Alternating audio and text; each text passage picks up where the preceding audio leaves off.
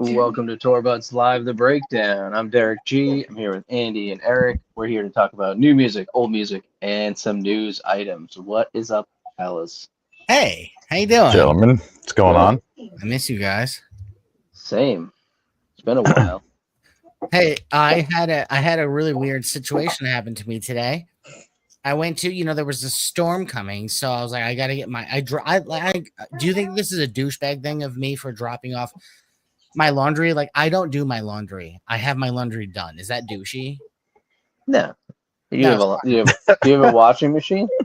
no.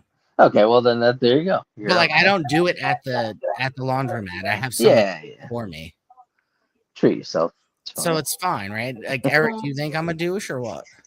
Nah, man, do you. Whatever works for you, bud. So anyway, I normally drop it off, and I am generous and with a tip and all that good shit. I don't even know if you have to. Anyway, so I go there before the storm comes because I'm seeing, of course, like they're saying like hellfire and brimstone and all this shit, and the we're just gonna flood. I'm like, let me get my clothing before we flood.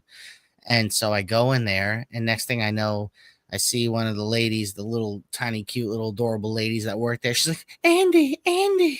I was like, oh, hey. And the next thing I know, I see that there's a family like kind of frolicking and like kind of sticking their hands in some clothing. And she's like, oh, I am so sorry. I'm so sorry. And the family, there was like, it was just like the father and then the two kids. I think they were teenagers. And they were just like sifting through our laundry because they got mixed up, this family and my laundry, so like we're all going through each other's like weird shit, and it was kind of weird and embarrassing. And then there's like this young girl that's there, I don't know, maybe like 18, 19, 20. Everyone looks super young to me nowadays. She's probably like 25 and I'm like, look, she's like 12. But like she's like, oh, I think this is yours too. She hands me this bag. It's just like this bag of Viagra. I was like, oh shit. I haven't needed those in a while. I guess I don't know where those came from. So, that was really embarrassing. I don't know if she knew that those were Viagras, but All right. Well, next time you got to take the pills out of the pocket before you drop your laundry off to yeah, people. I guess it was just like, oh, because sometimes my old clothes get stuck in, I guess it's just one of those pocket deals. But anyway, that's like for like the young single days. But that's embarrassing, man. That was really embarrassing. This young girl just hands that over to me and whatever. But now we're good. We're good. We're here now. You got all your clothes? No, straggler shirts or anything? I probably lost a couple socks. It's destined to be. That's Well, that's the most Andy story, I think. Of all riveting. But I mean, it's like that shit only could happen to you, really. Yeah. I don't know. Nobody else in my life would tell me a story like that. That's for sure. Yeah, because I don't know anyone who would have their laundry mixed up like that, and then something like that gets found, and it could have been very like Seinfeld or some kind of, it was very sitcom-y. Yeah, very sitcom-y, yeah, for sure. But it was my life today. Your life is a sitcom, Andy. Crazy you shit. should know that by now. Your life is amazing. You look at you on the beach right now. Yeah, you can't see it dark back there, but summertime has officially started for me. Finally. Eric, you got to go down to Jersey with me, the family, visit Derek. Yeah, I'd love to. Come down. It's a little hike, but it's a fun time. Sorry, I just went to a friend's wedding that was in Altmar, New York, which was like, I don't know, 20 minutes from Ottawa. Okay. Yeah, so that was pretty atrocious, that drive, but good time though. So yeah, Jersey doesn't freak me out. I mean, I drive all over the place. Yeah, well, we'll set it up. I think Andy's coming down at some point. Yeah, I'm going down. How are you guys doing? How are you both? I'm good. Good, man. Busy. Sore from softball because I'm stupid and I play softball really hard still. Me too. And I hurt myself all the time, but it's fun. We had a good run, and now it's relaxing time. I get the month of August to chill out with no kid sports, no my sports, just relax. So we'll see how that goes. It's probably not going to go that way, but that's what I have in my head. Very proud of you. Hey, Eric, are you still hitting people in the face with swords, like wooden swords? Yeah. I have a big promotion test in Boston a week from Sunday, so I've been going pretty hard. That was a really cool video that I put on our Instagram of you. Yeah, I was testing out that Insta360 Go little tiny action cam thing just to see. I can't wear it that often because it can be disruptive to class, and I don't want to do that. Yeah. But yeah, it's cool to get clips here and there. I was technically doing that to pick up on a bad habit that my teacher told me I was doing with my arms. So it's pretty helpful for me to see, because you do things without thinking, just like any sport, and you pick up bad habits, and anyway, yeah. So it was a cool like self-diagnostic tool. That's what I was doing more so than like, look at this cool clip. You know what I mean? So, but I was able to kind of find out that's what I'm doing and kind of work on it. So kind of helpful. Sweet. What did you find out that you were doing wrong? You found like a hitch in your swing? Yeah, kind of. So my elbow was coming out at the very end of my strike. And not all the time, but what that does when you do it is you kind of glance, your strike rather than landing it solid. It's almost all left hand, like your right hand is just kind of sitting on top of the handle, and you grip it at the very end, and it's called tenuchi. It's like when you hit somebody with a wet towel, you know what I mean? Like that kind of snapping. So same kind of concept. You kind of snap it. So that's how you get that loud hit. So your left hand's really doing all the work. But anyway, at the very last second, if my right elbow is I'm exaggerating here, but if it goes out, you end up, the hit kind of glances rather than solid. So I was doing that when I realized I didn't have to be I was already close enough, because you kind of jump in, we kind of leap into the strikes. And basically what it boiled down to is I thought I was too far away. So I wasn't trusting my legs, which has resulted in my elbow flailing. It's complicated. It's like a weird martial art, because you fix one little thing and then you notice another little thing. You know what I mean? It's like the balancing act. So, but anyway, so the camera helped me determine exactly when and how I was doing it, and it was always when I was too close to the other person, rather than striking from the proper distance. Because if you think about it, your arms are extended, so if you're too close, you do this. So that's what was happening, and Did I fixed that have to do with fear? No, it wasn't fear. It was like second guessing my legs. Like, if I had to simplify it, it's like I can't jump that far. That's what gets in your head. Meanwhile, my teacher, this Japanese lady, she's like 4'11", and she can jump twice as far as me, and she proved it. And she was, hitting me in the tops of my hands, telling me to get that out of my head. Yeah, it's one of those like, I can't make it. I can't jump that far or whatever. And so it really resulted in just kind of, it wasn't a fear thing. I mean, it's like, you're going to get hit. Everybody gets hit, so worrying about getting hit's not a thing. Because they're very strict on what counts and what doesn't, you know what I mean? So, yeah, not a fear thing, more of a like self-doubt. Like I can't jump this far. I'm too old. I can't, these other kids are too quick, that kind of thing. So I just had to kind of make that adjustment. So.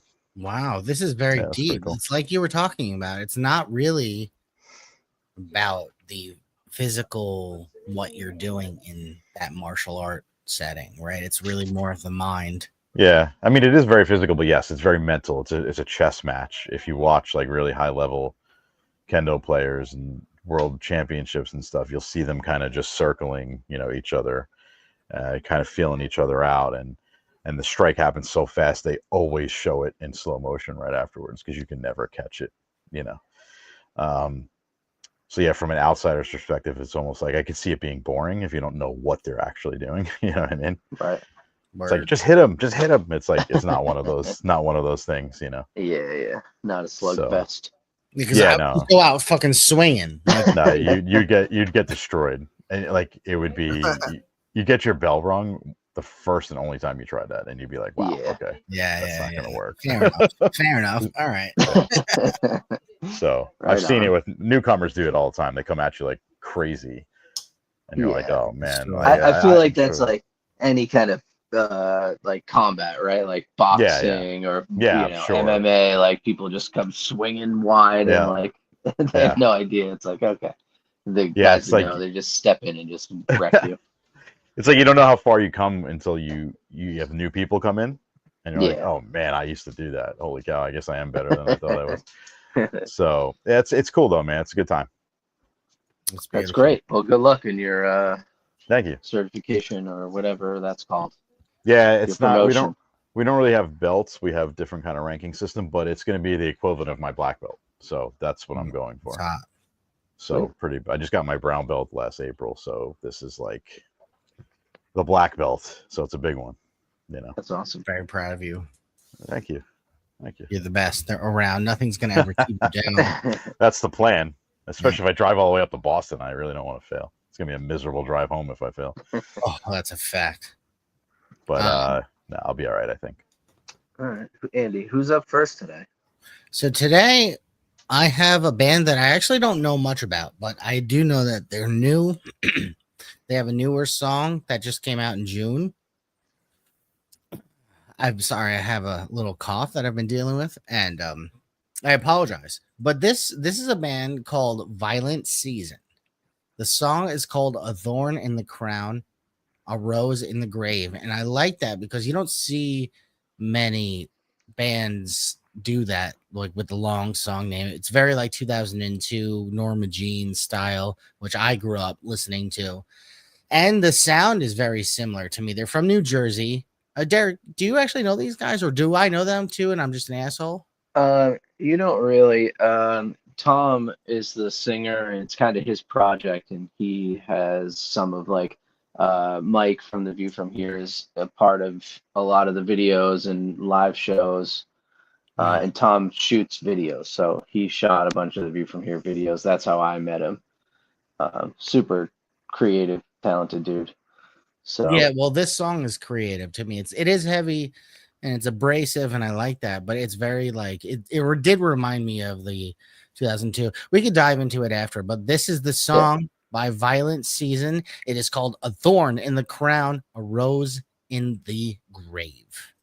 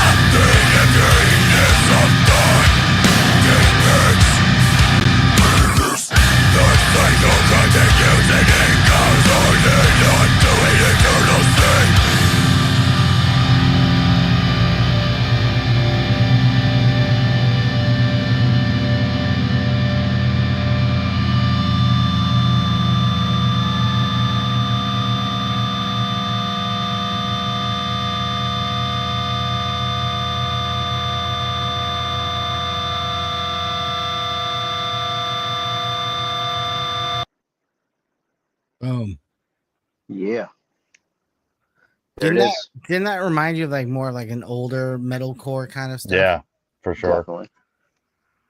Yeah, And I he's a appreciate that. good dude, great band. Check him out. Yeah, I even Violence. did I hear like a hint of like Refused in there maybe?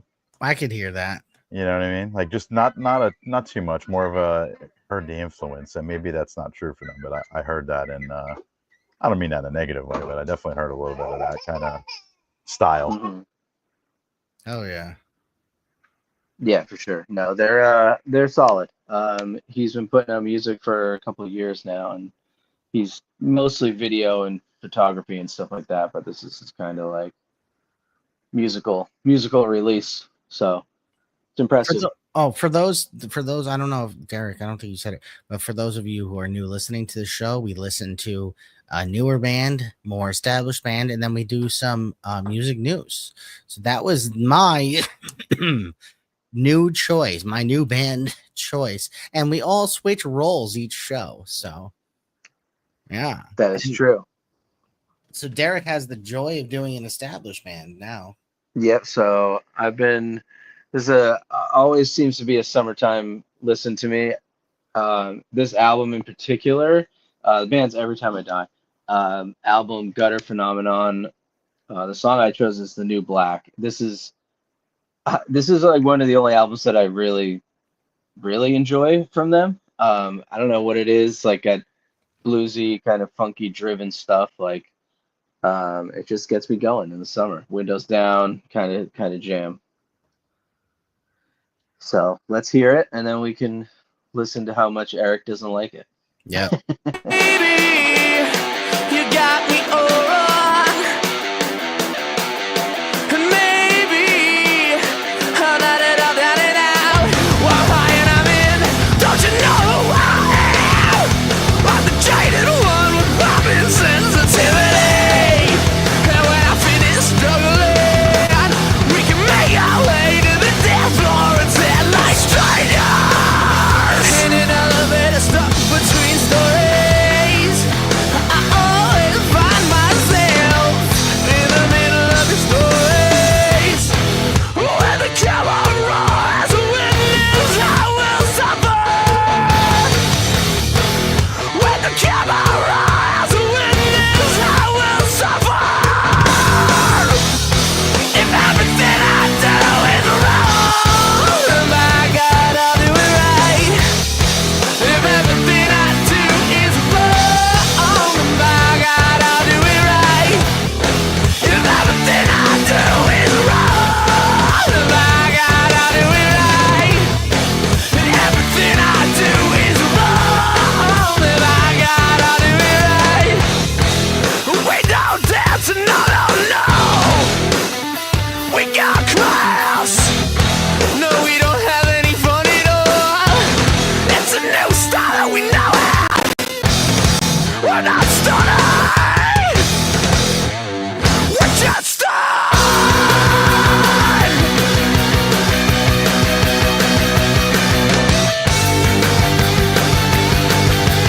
We're lying for a living.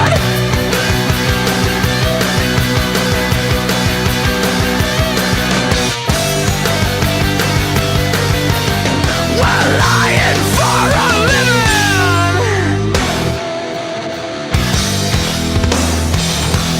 Don't you know who I am? I'm the real thing with low-key sensibilities. I don't need what I've got half as much as everyone copies it.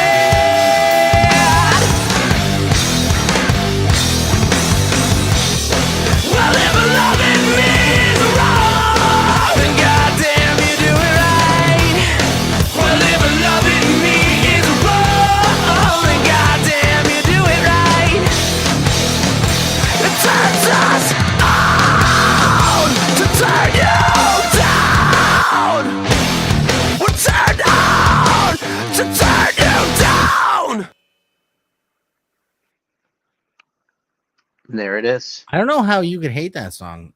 Ian. That song's so fun. I didn't say anything. I don't know what you're talking about. Dude, that band rips. R.I.P. it's just good. I mean, I don't know. I don't know what to say. It's catchy. It's got some decent little leads in there. It's got a little bit of everything for some fun. Go ahead, Eric. What do you got? I could just feel your aura. This No, show is on the catharsis for you, baby. Come on, let it out. No, it's like I'm not, I don't judge people for what they like. I mean, I listen to stuff that was recorded on a tape recorder in the middle of a Norwegian forest in a You don't have to snowstorm. judge me. Just judge the song. That's all. Nah, it's just not my. I don't take offense. Do you They're- hate? Do you hate the song? They're just not my cup of tea. They never have been. Like in every way that something cannot be your cup of tea. Okay, but do you? Are you? So you don't like them as people either, because you've had experiences with them, yeah? Yeah. I mean, nothing crazy. It just, it was more of I was a witness to something more so than direct. You know what I mean? Mm. That Was just it with the left- singer? left- What's his name again? Keith? Yeah, just left a bad taste in my mouth, but it's all good. I mean, they as a band they work their asses off, so I'm not gonna just sling mud at the band as a whole for like one dude's bad behavior. You know what I mean? Yeah. But beyond that, like just musically, I get it, but it's just not my thing. It never was. You know? Yeah. It felt at the time anyway like a little gimmicky and just not for me. But a hardworking band that I won't take that. Like I said, I'm not gonna sling the whole band for one dude being a weirdo that I witnessed. You know what I mean? But just musically, yeah, not for me. But all good. People like different shit. I can play you stuff that you guys would both hate. I can guarantee it. So I mean, it's gonna happen. Oh, definitely. Yeah, I think the show could use some juicy like gossip story. Like if you had beef with them, just say it. No, I don't want to misrepresent it. I didn't have any personal beef, nor did my band have personal beef. I just witnessed something that was between them and a good friend of mine, from another band that I thought was pretty shitty. Yeah. And that's very fair, you and know. I understand why that would just turn you off completely. In the yeah, same just way left a that bad like taste in my mouth because this some bands, friend is just somebody that everybody respected universally in the scene, and I don't know. It was a shitty thing and it wasn't like hearsay. I was standing right there. So yeah, I mean, I don't think he has the best reputation. No, it wasn't. If I recall, like his brother was in the band too, right? And they had the falling out. Yeah, if I remember correctly. Very Oasis style. That's what makes things interesting. They were everywhere. I mean, we were inevitably going to be running into them at festivals and things like that. And like I said, they worked really hard, and I remember that about them. So credit where credit's due. Like I said, one dude acted like an asshole one time, and that just kind of turned me off. That's all. Yeah, that's fair. That's all. I'm sure I might have done that to somebody. I don't know. I doubt it. Hopefully not. Yeah. But it happens. And I think back then, like around, those early to mid 2000s crescendo of hardcore, it became so competitive for no fucking reason. And it was is true. It's really irritating. That's so true. It started with like Hatebreed getting signed to Universal to no fault of their own, but that kind of set off the, shit, we can make money doing this. And then there was, I don't know, it just got competitive rather than collaborative or like, I don't know. Well, it just became a real business, right? I mean, yeah. It came from everybody's basement. Heavy music started to get into like malls, like people started to listen to it on a more bigger scale. And it was one of those things where it's like all of a sudden Hot Topic bands existed, like A Day to Remember, all those bands. I'm sure Every Time I Die was one of them. It's like all of Vans Warped Tour bands. Yeah, I mean, it just became like competitive. Even on my own label, within my own label, that was one of the first dominoes to fall. You know what I mean? Because, I've talked about that on the other show. It's and you experienced it too later on. A couple of years behind me. So it's just like people getting special treatment because of things that were just not hardcore to me. You know what I mean? It just wasn't hardcore. So anyway, that I think fueled some people's bad behavior is my point. And money. Got people, money and like the popularity, fame kind of race or whatever. And then there was like, that was the beginning of like the beefs or, Fashion Core versus, Boston Beatdown or whatever, two opposing things you want to throw into the ring there. And all I'm saying is when I got into hardcore, wasn't that. That was one of the reasons I was drawn to it. Right. It wasn't like that. Everybody was like same team. You know what I mean? Same team. Then it became I- not so much, same. and it was just weird. That's all. It was just weird. Yeah, it's I always guess I like when subconsciously associate them with that, and I don't know why. It's not fair, but I do.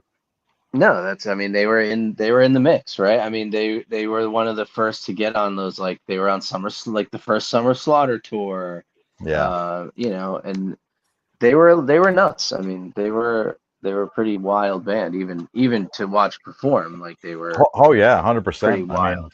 I remember them going off. I mean, sitting there watching them, I was like, damn, this guy's good. Like I said, the band worked hard, and I'm not throwing them all under the bus, but Yeah, no, that's a huge part. I mean, anybody watching, be nice.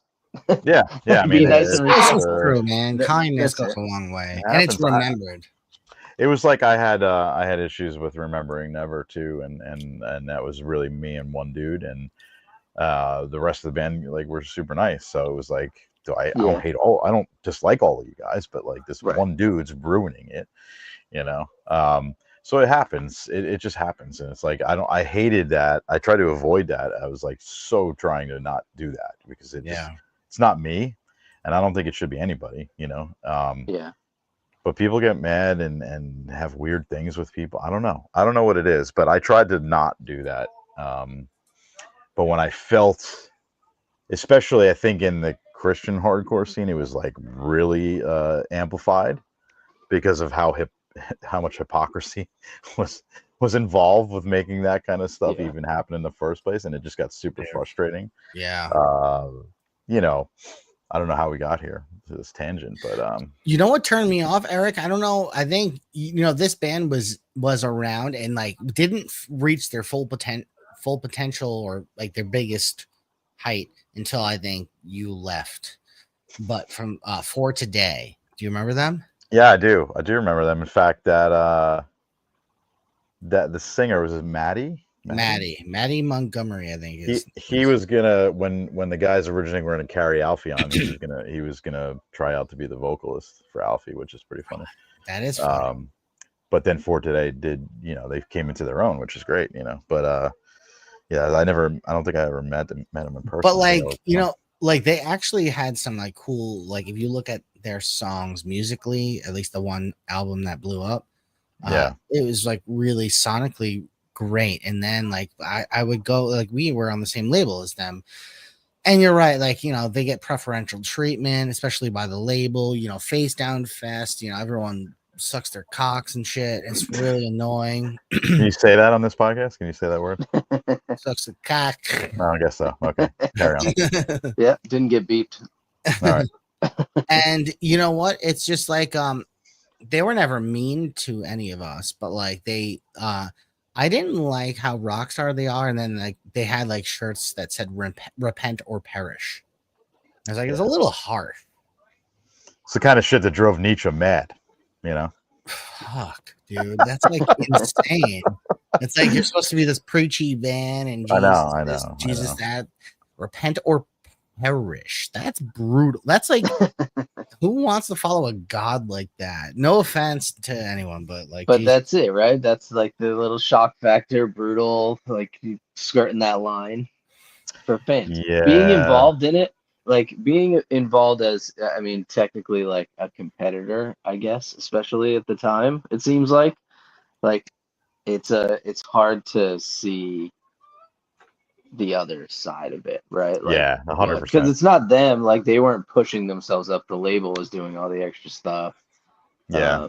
But true. Yeah, I get it. It's the same thing, right? Everybody, when you get to a band who's like as good as you or a little better or whatever, like there's always going to be like fuck these guys, like we're better than this. But it didn't, that's the thing, like it didn't always happen. Like for example, Us and Bloody Sunday came up kind of at the same time on Strike First and then got elevated at the same time. But we're like super close and good friends with them. Like we toured with them. Yeah. There was never any of that weirdness. It was always like happy for each other, doing pylons on each other's songs. Like it was more like camaraderie, and so it's family. And same thing with like Cyanide Beach and a couple other bands. So it wasn't everybody, there was a couple here and there, Yeah. But we tried to like gravitate towards like ones that we did have fun with and everything. And So, but yeah, it's really hard. It's hard enough to do what you're doing on the road, touring, worried about your own shit. You're leaving friends and family, worried about money and booking shows and cancellations and getting merch and how many people are going to be there and the promoter not paying you. All these things going on in your head. And then you have like a dickhead band. Yeah. We lost you. Yeah, we lost your We lost your volume. audio, and you were crushing that tangent. Oh man.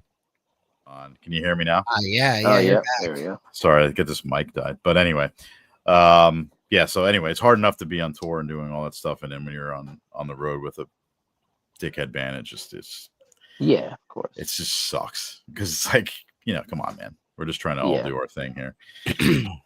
But anyway, yeah, that was a rant. Sorry. No, I love It's a great rant. That's the rant. So that's the rants we want. Yeah, that's like my old guy advice to like bands that are doing it now. They have much more resources available to you and all that kind of stuff. Just like keep in mind, man, everyone's working hard, everyone's sacrificing, everyone's you don't know the mental state that people are in, or what they got going on individually, and they're still putting their stuff into their art and going on the road, risking their lives, literally driving around in a van and trailer. And just remember that before you open your mouth and say something fucking stupid. You know what I mean? Yeah. Like, just stop. Just be cool, man. It's like those are your kin. Do you know what I mean? Like it's like you should be like, this is awesome. These are my people. This is the tribe. We're all doing this, instead of being like, fuck yes, they got more sponsors than we do, or like, I don't like this guy. I've been there though. It's like fucking shut up. Just have fun. Have fun, because it goes like that, man. So just have fun. Put yourself into it. You actually feel like you're gonna be 25 forever. Yeah. And you don't realize how precious and how fast it goes. Like now I will never step foot in a 15 passenger or 12 passenger with a trailer, like, I mean, I don't want to say never, but it's a big sacrifice to do that, man. You guys, yeah, that's right. We all three of us know what I'm talking about in terms of what it feels like, and it's just you guys got into management stuff, so I'm sure you saw the pitfalls that maybe we didn't see when we were younger. It's like you get this opportunity to be like mentoring people. Oh yeah. Which I didn't have really. I mean, there was a couple like older bands that would be like, mentoring me a little bit, and but I think now there's more resources available. The internet. Dude, it was the Wild West, especially around like your time going into my time. I mean, even I don't know how now really, but like it was the Wild West. Think about it. No GPS. I know. It was crazy. There's no one that tells you what to do. Even now, there's no like book on how to be a band on the road. It's difficult. You have to learn just by trial and error. Well, yeah. Now you throw in the attention deficit disorder that the entire world has because of social media, and like now you got to just pump out content, and be on the road, and miss your family, and probably ruin your relationship with your girlfriend or wife, and get on stage and have somebody be like, "You suck," and be like, "You motherfucker," like, you know what I mean? Like, so you have all this shit, and you're like, "Why am I doing this?" So that's all I'm saying. Like, just be kind to one another. It sounds cheesy as fuck, but it's true. Like, you don't. Yeah. It's just hard. It's hard to do and realize until you're done with it. And I know. And then you learn. You get older. I'm sure I acted like an asshole. Oh, I'm sure we all have. I'm sure there's a couple people out there that hate me.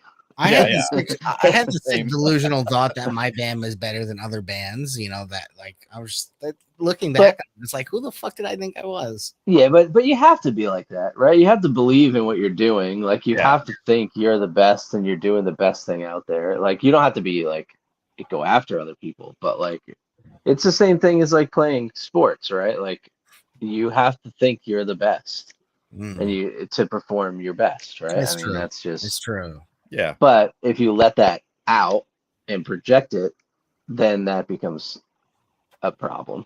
The one thing is like it's hard when you like I've so rarely been in a full band where everyone did their part well. And we don't have to mention names, Eric, but I think you can understand this. Derek, I think you had fuck. How do I go out? I don't Derek, know. you had a band of like everyone did their part really well, but like, Yeah, for the most part. I mean, and I also had like the benefit of having going into a band that had already kind of learned stuff, right? Like when I Yeah. started touring, like Tony and Isaiah and JJ even had already been doing it. mhm. So they had their processes, and like I got to learn from them more so than just us trying to like piece it all together individually, you Yeah. know, which But was nice. it's tough though. Like it's tough to continually believe in yourself when not everyone is maybe pulling their part, or you don't feel like everyone's like. Yeah. I could see like from the brief moment that I played with you, Eric, that like I felt like you were burnt out because as much as you love those guys, everyone's great. You were kind of doing all of the work, right? Most Yeah, I of mean, I was doing a lot of the work. Yeah, I mean, but the burnout was from the extensive touring. I had, I guess I could say it out loud now, but I think I had mental health issues that were not necessarily diagnosed yeah. from being so stressed. And as cheesy as it sounds, my lyrics were not exactly it's gonna sound pretentious no matter how I say this, but like singing those lyrics every night was got to me after a while because they Mhm. were super personal, and I felt Wow. like I was just telling everybody intimate things about myself in my head, even though they were just like happy to be there and beat the crap out of each other. They probably Wow. weren't paying attention, you know what I mean? Yeah, that's But interesting. but it was like, yeah, it was like takes a lot out of you, I guess, as a vocalist in that sense. If you write the lyrics and they're personal and you're going out there every night sharing that with everybody, and then like you don't get the euphoria afterwards, it wears off. And instead of the euphoria of like, wow, there was 6,000 people here or whatever, you're just kind of like, fuck me, man. Like I'm just told all those people all my problems in a way, you know what I mean? Right. So there was a combination of things, but I mainly, if you want to know the true story, Mhm. exclusive on Tour Buzz, the breakdown. Yeah. In 2002, I want to say I saw Zayo and God Forbid and Piebald, which is a crazy ass lineup, all in the same show at this place in Bayshore called the Swing Set, which is now like an Irish pub or whatever. But anyway, a couple of the Zayo guys appeared to be intoxicated, maybe at the merch table, and were acting kind of silly with the kids trying to buy merch. And I just remember thinking, like, not this is not a dig at them, you know what I mean, at all. I want to preface it with that, but I think in my head I was like, if my band ever gets to that point, I think it'd be time to stop. Especially, I'm looking at this through the lens of being a Christian band, specifically, not just a band who's drinking. Who gives a fuck, you know? And it wasn't so much a judgment on them. I just remember thinking, like, okay, if I get to that point, I don't want to do this because I feel like it's not authentic at that point. And I felt that starting to unravel, where I was seeing the other side of, you know, the hypocrisy of Christians, the way they were acting on tour, just the whole faith thing started to crumble first, you know what I mean? And that's when I said, it feels fake to keep going. It feels insincere. And I would rather the people that Love for Enemies was able to help through a tough time, or, you know, because we had a couple of people say that to us on throughout the journey, which means a lot to me. But I would rather them have that memory instead of seeing us disintegrate. You know what I mean? Like I didn't want people to have that as their last memory of us.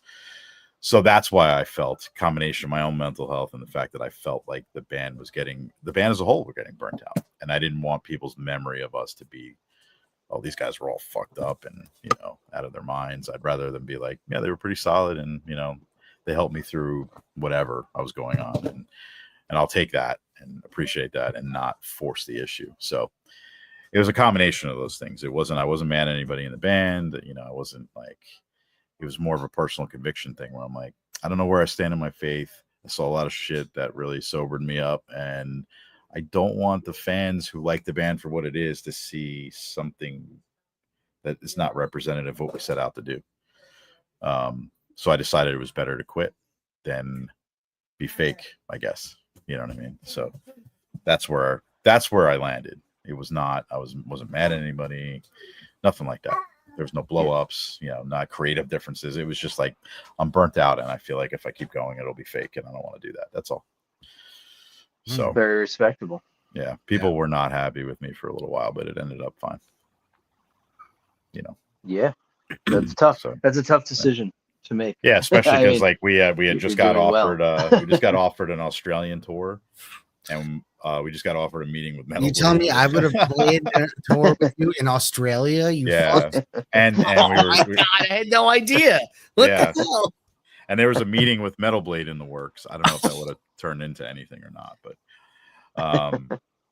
so I was just kind of like, yeah, no, I'm still done. Eric, also, do you remember we started to write not knowing when you were still on the fence and we were starting to write a Love for Enemies stuff. And it was really cool. Like the shit that we were writing was really fun. Yeah. No, I mean, It was like fast, more punk with heavier breakdowns in a way. Yeah. I don't know how to describe it. Yeah, I mean, look, man, It was like more good- counterparts. It was a good time, but I wasn't. Derek, imagine this. Like, imagine a young lad listens to the band, really loves them, gets to be friends with them, and then eventually plays the drums for them for a brief moment, and then the singer is like, you know what? Nah. We're done, bro. I didn't say 20 we're done. I said I'm done. I said you guys can keep going. It's fine. Dude, And then- you are a Love for Enemies. There's no That's No, great. that's not true. Those guys worked very hard. I mean, Andy, that's a good story. And then 20 years later, you find out you could have been on Metal Blade and touring in Australia. yeah. that's neither one of those is guaranteed. The Australian thing was guaranteed, not the Metal Blade. I'm God just damn fucking it, around. Eric. That would have been so sick. Well, that was also at the point in my personal life too, where I'm like, I don't even know what that means anymore. Like, what is I signed with Metal Blade, then what? Like, because I was already so disenfranchised, I thought just signing any record contract, I'm like, well, I'm set. I can quit my job and all this shit. You know, it's just not the reality. No, But not at so all. at that point, I was like, okay, like yeah, I'll meet with them, but like, you know, we went and met with me, Bill, and Jason went to meet with Roadrunner one time. Okay, and I'm in that big office, and I was like, I remember thinking to myself, I'm like, this guy's kind of a douche, like, you know. They were in New York City, right? Yeah, they were in New York City. Yeah. Yeah, I crashed the van into a bus that day trying to get to the parking garage. But anyway, yeah, that experience was sobering because I'm like, man, That was so Yeah. casually that you just went into that, like that you just crashed a van into the bus and then well, I had Bill telling me which way to turn and Jason telling me which way to turn. Jason's not from New York City. And Bill just pretended that he knew the way by heart, and I'm like looking at that. No GPS, kids. So Looking through your binder. Did Jason want to get you guys signed or something? Like how? I don't. You know what? I don't remember why the fuck exactly we went in there, but yeah, it was some kind of like face it, down. it was some kind of feeling out of something. You know, I don't remember. I never got the sense that like, I mean, we talked about the band, we talked about like touring with bands from Roadrunner. We talked about Nightwish, who this guy had no idea who they had just signed at all. Dude, Because I remember Jason asked him like, oh, how much you think that new record's going to sell? And he's like, I don't know, like 10, 20,000 with radio. And we looked at each other like, oh my God, this guy has no idea.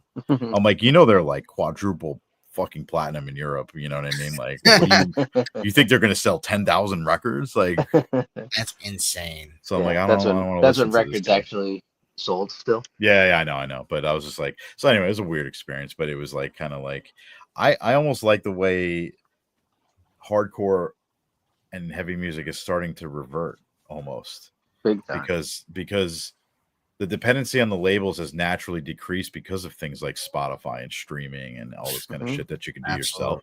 So like I feel like a lot of the younger bands are embracing that kind of fuck you, we'll do it ourselves kind of attitude. And I love that shit. I think that's where I know I hear a lot of people that get like, oh, there's so much crap out though. It's like, yeah, okay, fine. But okay, so you're telling me, to me, everybody deserves a chance to try to be creative and try to shoot their shot, you know, like you have to sift through it. You're the consumer. Don't listen to it if you don't like it. The point is like, why shouldn't they give it a shot? Fuck that. You should always give it a shot. Get a band together and try it, man. Why not? 100%. Yeah. So I mean, I like the new kind of, you know, resurgence in that kind of attitude. That's what made punk and hardcore cool in the first place. It's like, fuck you, we'll do it ourselves, you know? And, Yes. and it's so much better. Like signing to a booking agent will do 1,000% more good for your band right now. 100%. Than a label. 100%. Like a social media manager will do I was just more gonna good. say Yeah. that it's not even PR. close. PR is massive. Yeah, getting into that stuff and like Yeah. just being able to get on, just even if you're opening for like low tier, mid level bands, Yeah. that alone will get you way more followers, way more fans, way more everything Yeah. you need than just Yeah. trying to like make your $10,000 back that they For gave you. the rest of your life. Yeah. And like, I don't know, man, to me, it's like concentrate on your art first. Just make the best music you can. Like, don't get too caught up in the posting and all that kind of shit. I know it's necessary, but like it's got to start with the heart. The product's music, got to be got to be right. I feel like you need to be in a project where everyone gets to be themselves in a way. Yeah. Like if maybe I'm wrong. Like if you're starting a jazz band and maybe that's not your thing, you have to like do that. Like you have to just do jazz. But I'm saying for me personally, I guess my wet dream would be I want to do some weird funky Latin beats over like white music in a way, like you know what I'm saying, like kind of like not white. I don't know, you know what I mean by white music. It's like god damn it, fucking thing again. Wow, Andy. Wait, really next week, I know I gotta get accentuate. to the news, but real quick, is that reminded me of something. Is next week, am I established or new? You're new. I'm established. And it could still be newish, right? Yeah. Doesn't have to be brand new, because I know exact. That reminded me. There's a band that I'm going to talk about that it's called Zeal and Ardor. I'm going to preview it. Quick. I love that. I think you played them on the show. I 100% did. I went to see them by myself in the Manhattan a couple months ago at Le Poisson Rouge with Gary. And anyway, so basically the guy's Swiss American, and he was on Reddit one night bored, and he was asking people like, what two genres should I mix up? Like he was bored, and as a black man, he got some pretty racist replies, as you can imagine. And somebody said the N-word music and black metal. And I guess what he interpreted it as like, oh, does he mean like slave music and black? And he's like, fine, I'll do it. And then he did it, and that's what the fucking band is, and it's amazing. So it was like he was like, fuck you, and this is awesome, and it is awesome, and it's one of the coolest mashups in music history, and they're fantastic live. They're sick. They're sick.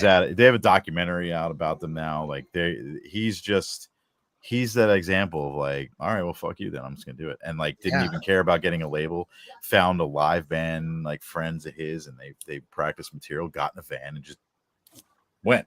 You know what I mean? So that'll be my pick. But that reminded me between what both of you guys are talking about and then the funky jazz. Let me clarify, because I don't want to sound racist. Like I'm not trying to play white. I'm not saying white supremacist music. I'm saying I don't think anybody rock and roll. I want to play like rock and roll, but like I want to do like Latin stuff over it, like funky Latin shit. But like mixture, like I want to do like a heavier version of what's that band? What's that band? Not On the Might of Princes. We talked about them. They had that album in 2002 with like the face with the gold. Mars Volta. Oh yeah, Mars Volta. Yep. I want to do like a heavier Mars Volta. That's like my wet dream. All right. If anyone's out there listening and wants to do that same thing, and like if you like, hit me up, dude. Hit up the show's DMs. Yeah. What's our tag? It's Torbuds _ show. Yeah. Hit me up because I want to do that shit badly. It's like really on my heart. But yeah, do you want to? We're gonna start with the light blue one first. Yeah. Let's hit the news. It's getting late, and hit the song, Andy. Do you want to do it or no? If not, we can just go into it. Wait.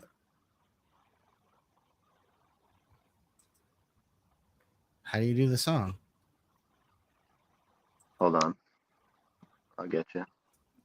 There's a song. Oh, there is a song. You're right. It's right.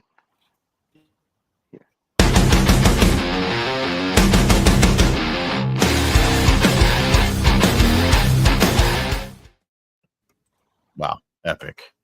All right. First up, East Coast tour with two bands I didn't expect to do it together. Two bands that I think are fantastic, Bane and Hot Water Music, and I like them very much for two different reasons. But anyway, they're doing an East Coast tour. I believe tickets go on sale tomorrow, unless I read the article wrong. But anyway, they're going to Amityville Music Hall Oh shit! But it's limited really? run. Yeah, it's on there. Look. We should go, October Andy. I was gonna say November we 11th. should do an episode there. It's in So, November. November 11th. It looks like. Okay. My eyes are going in my old age. Anyway, so if for those of you out there who don't know or have never seen Bane live, it's one of the most fun shows you can possibly go to. Speaking of positive hardcore, Aaron used to be known as the nicest guy in hardcore. Like that was like who people referred to him as. So anyway, fun show.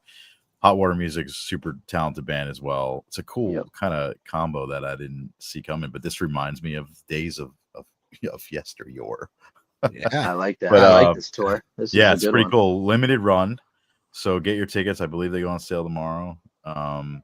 And you will not be disappointed. It's a fun time. Both those bands are really good, and you'll probably have a great time. Now, this one is going to piss me off. This is not super new. First time we're talking about it. I'm sure you guys may have heard about this. So Spotify themselves made an AI band called the Velvet Sundown. yeah. Fuck that. So problematic. So annoyed. Problematic. I knew both of you guys would hate this. So we don't need to talk about that. I think we can all agree that this is a horrible idea. Can I just say before you continue, this is a horrible idea for Spotify to do, especially. Yes. And if someone else did it, then whatever. But Spotify doing it is just stealing money from everybody. They even have an Instagram page where they're like eating burgers, like celebrating our new record. It's like, what the fuck is going on here? No, it's a slap in the face. That ain't it. And this AI thing is going to be a problem, but it's everybody now is using ChatGPT at work. We're using it to write headlines. It's like, it's making me dumber. Because I'm like, oh, let me ask ChatGPT. I'm like, or I can write the fucking headline like I've been doing for 20 years and just not waste my time chatting with this stupid thing. So it's like, now you bring that into music and it's like, are you using it as a tool? Because that's a little different. Like AI powered, cleaning up your song in the studio kind of thing versus like in a completely false narrative in the form of a fake band. That's the two different things. You know what I mean? Yeah. So you can't stop AI. The technologies, you can't stop it, but it depends on how you use it. That's what matters. So anyway, this pissed me off. And that's shitty. I usually stick up for Spotify, listening to them. But I hate this. I hate everything about it. Do you think they're padding the numbers? Spotify? They could be. Of course, they're putting it on. They're probably pushing it on all the algorithms, right? And making money. I mean, they're making money back, right? I mean, they're God essentially. They are God. Think about it. They just put a song in their own universe. They do whatever they want. Yeah, I mean, there's tons of that already with like money ambient, but in a way. Yeah, this should bother musicians across any genre. If you're out there listening, this should bother everyone. And I don't know, like the same week this hit, YouTube announced that they were demonetizing AI generated content, which I applaud them for. Same. And it's like, they call it low effort content. They were afraid to use the AI word, but come on, in the fine print they said it. But anyway, I think Spotify needs to take a page out of Google's book there. Google, by the way, owns YouTube, and Google's AI thing is surging full steam ahead. So they were basically saying, like, we're not going to pay you for that shit.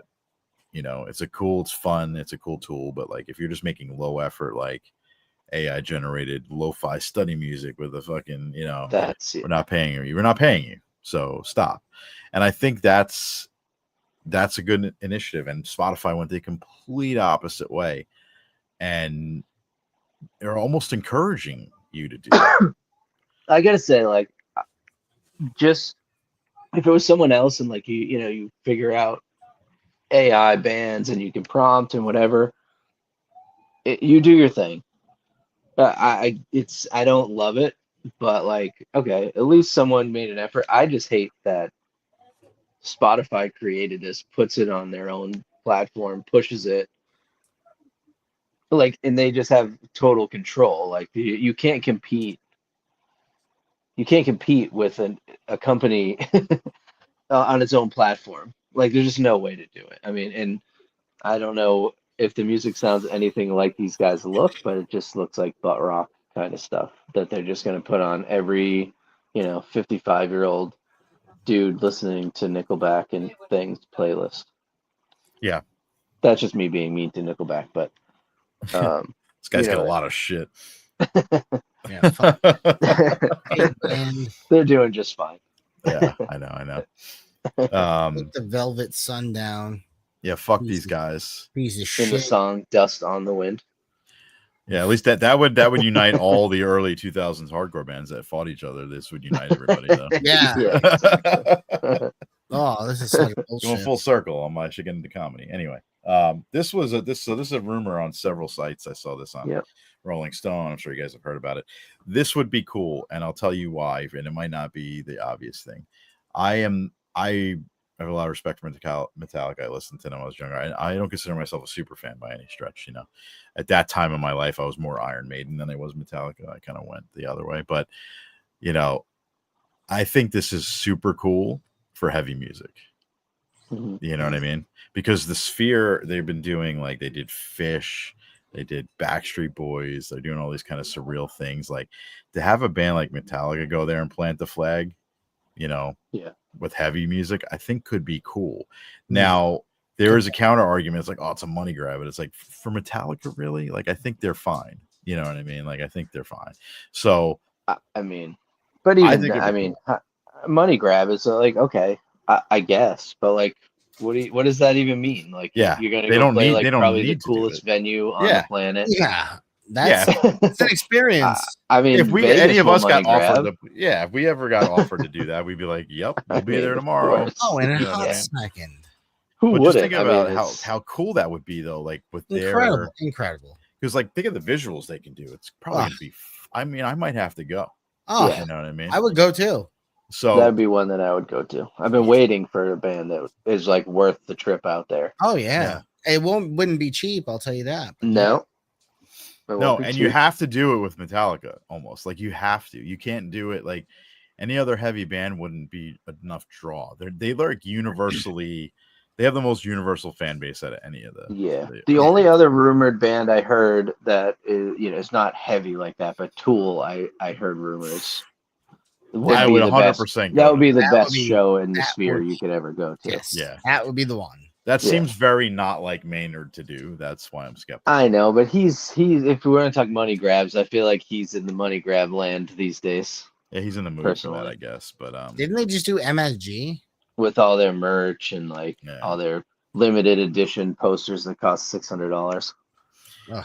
yeah, I mean, yeah, I guess he's taking more of a Machiavellian approach to the stage of his career. Yeah, listen, I mean, Doesn't go give a do you fuck. make your Yeah. money here. I mean, I have no issue with it. I'm just I know that's sort of like it was kind of their thing, was like staying out of the limelight. I mean, even Pearl Jam, right, was the same. Like, we don't want music videos, and now they're like touring everywhere. I love Pearl Jam, so like I have no issue with it. But like, it's a big change of like what they used to be about, and they I would go realize see Tool in the fucking Sphere in a second.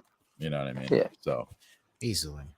Easily. But yeah, that's the news, folks. Good Those are the job. 3 things. And Well done. our assistant was off this week, so I made the graphics. Yeah, no And, misspells, real pictures. Good work. Yeah, it's solid work. gotta Solid get work, rid of her. everyone. I think we know who the best news guy is on. No, I mean, that's close, maybe, but anyway, Yeah. I ranted That's and great. ruined the show for like a half hour. So That No you way. made the show. Come on, You crushed it. You that's crushed what it. we're doing Yeah. here. This like, and all another this- thing that made me angry. all this stuff doesn't matter, dude. Who cares about the news? The only thing I couldn't our stand about rants are Santa good. Clara is all the damn vampires. Yeah. Yeah. I tend to do that, I guess, because I don't know. I never really talk about this stuff. No, it That's feels the- good. It feels good. I again. love it. This, Get it this out. show is cathartic. Yeah. It's great. So Well, fellas, Yep. awesome Been time real. tonight. yeah, thank you guys. Good work. We'll we got to get some concerts on the books and do some of these from shows Yeah. soon. So everybody Yeah. enjoy your Yep. weekend coming up, Yep. Yes. It was and awesome. we'll see you guys next time. Until Sounds next good. time. Later, guys. Peace. Toodles.